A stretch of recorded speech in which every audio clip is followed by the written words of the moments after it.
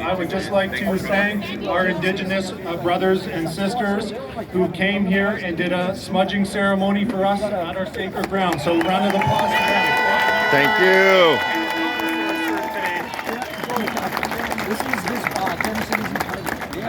Okay, my name is Andrew McGillivray. I will be reading my speech because what I like to say is I like to spit fire and it might get us in trouble. So we have a big crowd here, so I need to make sure I don't say anything incorrect. So I am a naval officer. I retired from the Canadian Armed Forces about 7 months ago. And I am a, thank you. See if I can get in between here. And so I'm one of the founding members of Veterans for Freedom. The flag was in my... No, you're good, you're good, you're good. And just a quick point, I know everyone's asking about our merchandise.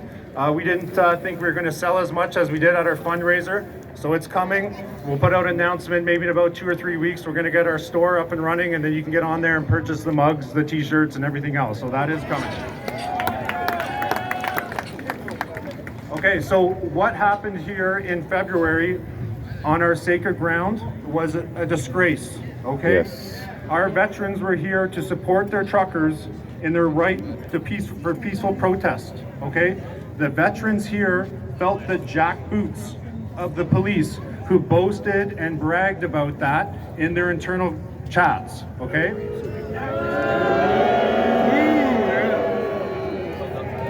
With that being said, I probably had about 50 interactions with the rank and file police while I was in Ottawa, okay? 99% of those interactions were positive. Likewise. They thanked me for my service. They asked about my career. And so we do not want to demonize all of the police across the country for the actions of a few, okay? So please keep that in mind. Yes. Just like we don't blame all the truckers for a few idiots. What the federal government doesn't know is that they poked the bear, okay? They poked the bear. The veterans are standing too. We will step up and we will defend the rights and freedoms of Canadian citizens as we did in our past life, okay? Sorry it's so shaky. And like my brother Daryl said earlier, we are at over 500 applications.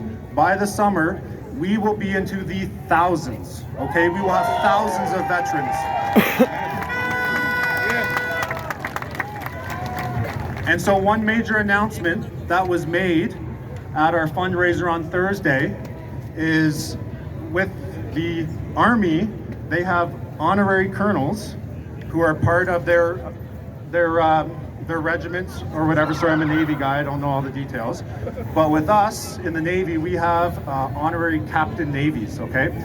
And so a big announcement for us on Thursday was the honorary colonel of Veterans for Freedom is Brian Peckford. Nice.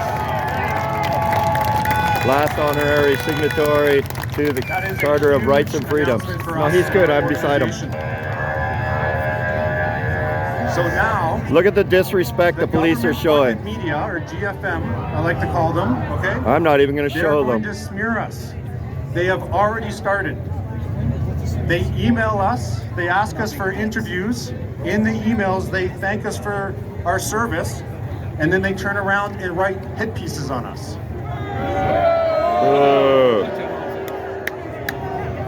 If they want to attack veterans and veteran organizations who have defended their rights and freedoms, they have the right to do so. They're just going to have to live with themselves, okay? And I got a lot of questions because I've been putting in about 16, 17 hours a day with my fellow steering committee members. And they ask me, they say, hey Drew, why is your mind so sharp? Okay?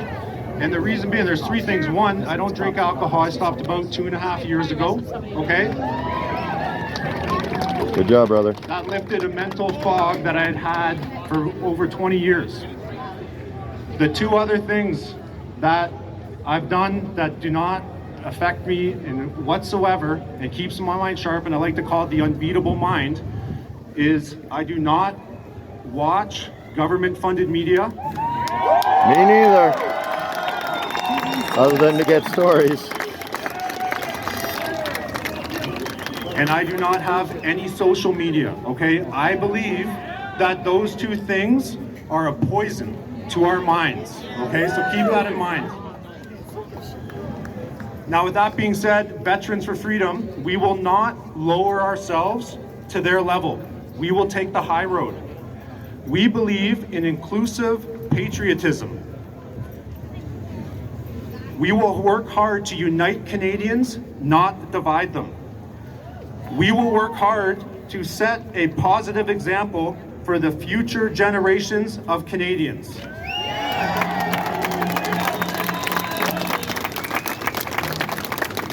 And so the hate and vitriol has already started with us. We receive endless emails calling us traitors, racists, white supremacists, anti-vaxxers, the usual playbook.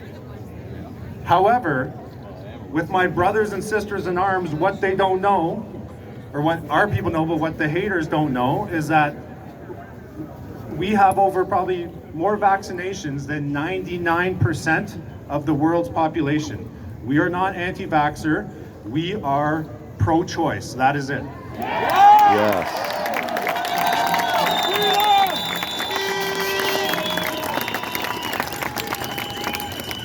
And so the people who email us spewing their hate, I actually feel bad for them. They've succumbed to the hate, the segregation, and division that has been sown by our government-funded media and all levels of government. Oh, stop getting in the camera. Every soldier knows that we are fighting for the rights of people to express themselves. Soldiers don't fight for the hateful words that come from someone's mouth. They fight for everyone to have the right to speak freely. That's right. That's what free speech is about. Not stopping what somebody can say. What these people don't know is that they can insult us all they like, okay? But the brother and sisterhoods that have been forged through our military service, through combat, is unbreakable.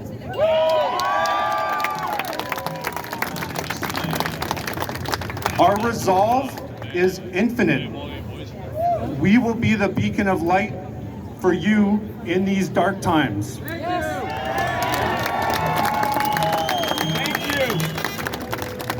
And so I just want to talk about something else that is near and dear to my heart. Right now, we have over 900 of our brothers and sisters in arms who are being kicked out of the Canadian Armed Forces due to their vaccine status.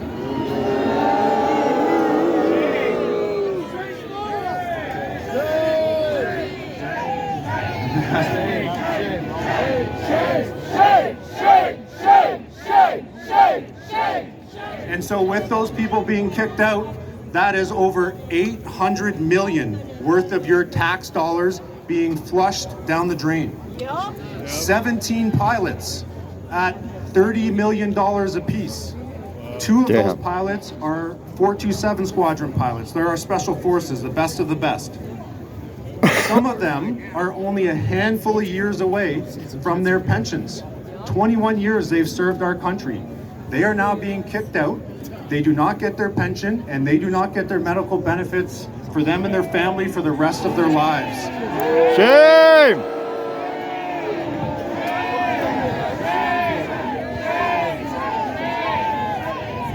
Respect. Canada respects more than this. Your MPs, and I know everyone talks about the letters and that sort of thing. We need to put pressure on them to say, hey, why are you doing this to our serving brothers and sisters of Canada? So if you can, reach out to them and let them know that you as a Canadian citizen are not okay with that. My arms are getting sore. And so I wanted to give a shout out to a fellow sailor who got the boot a couple weeks ago, okay? He was in 16 years. He is 9 years away from his pension. Look at the disrespect of the police. His name is Evan McFatridge. And so Evan came down and made his way down here to come to our fundraiser and support us. So we have Evan over here. I just wanted to step up to the stage here. Come here. Thank you, Evan.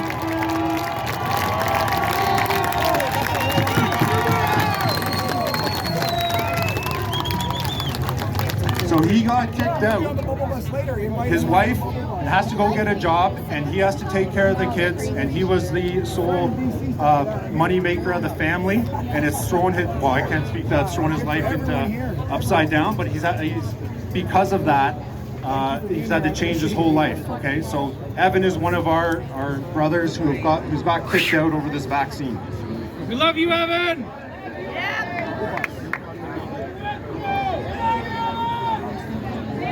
And well, he's one of our brothers. He is my brother, but I definitely mentioned the brothers and sisters already. We know that. So with the veterans here and people who want to come speak to me, even the counter protesters, okay, we are going to kill them with kindness. I will stay here. Yes, sir.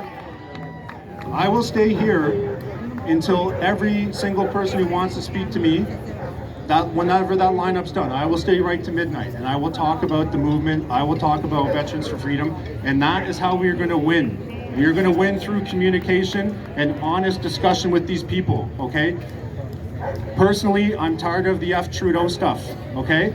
Yeah. In the military, we have something called the Globe and Mail test, okay? When we do stuff, we say things, we say, okay, what's the Globe and Mail going to write about us, okay? So the F. Trudeau stuff is not something disrespect. Okay, so you can do what you want to do, but you remember, you're setting the example for the future generations of our future generations of Canadians, and that, in my opinion, is not the way to do it.